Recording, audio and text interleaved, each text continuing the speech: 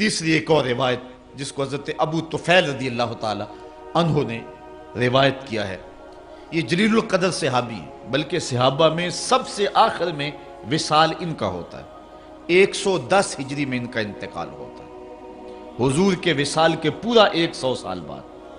حج کا موسم ہے، لوگوں کا اجتماع ہے، حضرت ابو طفیل اونچے ٹیلے پہ چڑھ گئے، لوگوں کی طرف اشارہ کر کے کہا، لوگوں میری جانب آؤ، اس وقت روئے زمین پہ میرے علاوہ کوئی نہیں ہے جس نے حضور کو دیکھا، صرف یہی دو آنکھیں ہیں جنہوں نے جمال محمد عربی کی زیارت کی۔ وہ استاد ابراہیم ذوق نے کہا تھا اپنے شاگردوں کو کہ آنے والی صدیاں تم پہ ناز کریں گی اے لوگو، تم نے ذوق کو دیکھا، تم نے ذوق سے باتیں کی ہیں۔ جس نے استاد ذوق کو دیکھا اس پہ تو زمانہ ناز کرے، پھر جن نگاہوں نے جمال رسول کو دیکھا ہے صلی اللہ علیہ وسلم تو پھر ان آنکھوں پر ناز کیوں نہ کیا جائے۔ تو حضرت ابو طفیل اونچی جگہ پہ کھڑے ہو کر کے کہتے ہیں، لوگو آؤ، اس روئے زمین پہ اب میرے علاوہ کوئی نہیں ہے جس نے حضور کو دیکھا ہو، آؤ مجھے حضور علیہ السلام کے بارے میں پوچھو۔ یار میرے جیسا کج مج شخص اگر حضور کا ذکر کرنے کے لیے جمع ہو، حاضر ہو، تو کتنے لوگ جمع ہو جاتے ہیں حضور کا ذکر سننے کے لیے۔ یہ میرے لیے کوئی نہیں آیا، یہ ذکر رسول کے لیے آئے ہیں۔ تو یار جب صحابی جس نے آنکھوں سے جمال رسول دیکھا ہے، تو جب اس نے کہا کہ آؤ مجھ سے حضور کا تذکرہ سنو، اور پھر موجود جو ہیں وہ سارے تابعین ہیں، تو پھر بتاؤ ان کی کیفیت کیا ہوگی، ذوق و شوق کا عالم کیا ہوگا اور محبتوں کا ہجوم کیا ہوگا۔ تو لوگوں نے اکٹھے ہو کر کے ہجوم کر کے حضرت ابو طفیل کے چاروں طرف گھیرا ڈال لیا اور کہا، صف لنا رسول اللہ صلی اللہ علیہ وسلم، ہمیں حضور کا حلیہ بیان کر دیجئے، ہمیں بتائیے حضور کیسے تھے۔ تو حضرت ابو طفیل نے 3 لفظوں میں حضور کا حلیہ بیان کیا۔ وہ 3 لفظ آسان ہیں، اگر آپ یاد کر سکیں تو حضور کے وصاف اور حلیہ نگاروں میں آپ کا نام بھی شامل ہو جائے گا کہ آپ کو بھی حضور کا حلیہ آتا ہے۔ ایک تو لمبے تذکرے حضور کے حلیے پہ، امام ترمذی نے پوری کتاب لکھی ہے شمائل ترمذی، علماء نے اس پر اور بہت کچھ لکھا ہے، لیکن یہ 3 لفظوں میں حضرت ابو طفیل نے جو ہے وہ حضور کا حلیہ بیان کیا۔ لوگوں نے کہا، صف لنا رسول اللہ صلی اللہ علیہ وسلم، ہمیں حضور کا حلیہ بیان کیجیے۔ تو حضرت ابو طفیل نے کہا، کان رسول اللہ صلی اللہ علیہ وسلم ابیض ملیحن مقصدا۔ 3 لفظوں میں حضور کا حلیہ، ایک تو چٹے رنگ کے تھے، حضور کا حلیہ بیان کیا، ایک تو سفید رنگ کے تھے، ابیض۔ اللہ اکبر، یہ ابیض کا لفظ حضور کے لیے انہوں نے بولا۔ ویسے بعض کتابوں میں ازہر اللون کے لفظ ہیں، حضور کا رنگ چمکدار تھا۔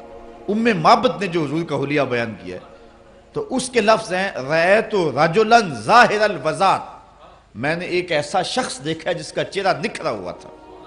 اللہ اکبر، یہ بنو خزاعہ کی عورت تھی۔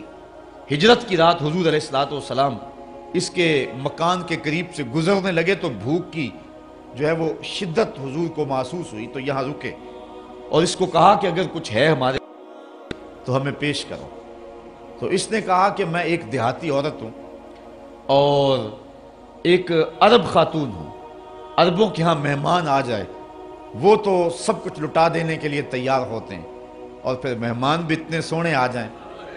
وہ کہتی ہے، لو کانت اندی شیون ما آوازکم الکرا، اگر میرے پاس کچھ ہوتا تو میں کچھ کسر نہ چھوڑتی، میں رج کے خدمت کرتی، لیکن افسوس یہ ہے کہ اس وقت جب آپ آئے ہو میرے پاس کچھ ہے نہیں کہ جو آپ کے لیے پیش کر سکوں، اور اس کا مجھے افسوس رہے گا۔ ایک کونے میں بکری بندھی ہوئی تھی، حضور نے ارشاد فرمایا، اگر تم کہو تو اس کا دودھ دھو لے۔ اس نے کہا، اس کی تو ہڈیوں میں گودا بھی نہیں ہے، چلنے کے قابل بھی نہیں کہ ریوڑ کے ساتھ جاتی۔ فرمایا، اگر تم اذن دیتی ہو تو ہم اس کا دودھ دھو لیتے۔ اس نے کہا، مجھے کیا اعتراض ہو سکتا ہے، اگر یہ دودھ دیتی ہے تو مجھے کیا اعتراض ہے۔ حضرت ابو بکر صدیق رضی اللہ تعالیٰ عنہ نے آگے بڑھ کے بکری کو کھولا، حضور نے دست برکت، دست شفا، دست نور اس بکری کی پشت پہ پھیرا۔ راوی کہتا اس نے ٹانگیں چوڑی کر دی اور اس کی کھیری میں دودھ اترایا۔ حضور نے فرمایا، برتن لاؤ۔ بکری کا 1.5 پاؤ دودھ ہوتا، اس نے چھوٹا سا برتن پیش کیا۔ حضور نے جب دودھ دھویا تو راوی کہتا ہے کہ جھاگ اٹھنے لگی۔ جھاگ اٹھنے سے مراد یہ ہے کہ دودھ کثرت سے تھا اور دودھ کی تیزی بہت تھی، اس لیے جھاگ اٹھی۔ برتن بھر گیا، فرمایا دوسرا برتن لاؤ۔ وہ لایا گیا، وہ بھی بھر گیا۔ تیسرا لایا گیا، حتیٰ کہ ام معبد کے گھر کی تھالیاں بھی دودھ سے بھر گئیں، لیکن دودھ اب بھی ختم نہیں ہوا۔ لگتا تھا اللہ نے بکری کے تھنوں کا تعلق کوثر کی نہر سے جوڑ دیا تھا۔ اب ہوا یہ کہ سب نے شراب ہو کر کے پیا اور آقا کریم علیہ الصلوۃ والسلام نے دعائے برکت دی اور حضور ام معبد کا شکریہ ادا کر کے چلے گئے۔ اس جلدی میں اور اس منظر کو دیکھ کر کے ام معبد کی جو حالت تھی خوشی کی اور مسرتوں کی تھی، اس کو یہ بھی یاد نہ رہا کہ پوچھ لوں کہ آپ کون ہیں اور کہاں سے آئے ہیں، کبھی پھر بھی آؤ گے میں مہمان نوازی کے لیے کچھ تیار کر کے رکھوں گی۔ ام معبد کو کچھ پوچھنا یاد نہ رہا۔ شام کو ابو معبد جب گھر آیا بکریوں کا ریوڑ لے کر کے تو اس نے کچی کلی پہ نور برستے دیکھا اور پوچھتا ہے آج کیا ماجرا ہے؟ ایک بار وہ جدھر سے گزرے ہیں نصیر، ہزار بار ادھر سے بہار گزری ہے۔ کہا آج کیا ماجرا ہے، ہماری کچی کلی پہ یہ نور کیسا ہے؟ تو ام معبد نے حضور کا نام تو نہیں پوچھ سکی تھی لیکن اپنے طور پہ اس نے حضور کا نام رکھ لیا۔ اس نے کہا ہمارے گھر میں آج دوپہر کو مبارک آیا تھا، اپنے طور پہ نام رکھا مبارک۔ ابو معبد پوچھتا ہے بتا مبارک کیسا تھا؟ ام معبد تصف رسول اللہ صلی اللہ علیہ وسلم، پھر ام معبد حضور کا حلیہ بیان کرتی ہے۔ بچپن میں ایک کتاب نظر سے گزری تھی، علموا اولادکم محبت رسول اللہ صلی اللہ علیہ وسلم، ڈاکٹر عبدہ یمانی ایک عرب رائٹر ہے، ان کی کتاب ہے۔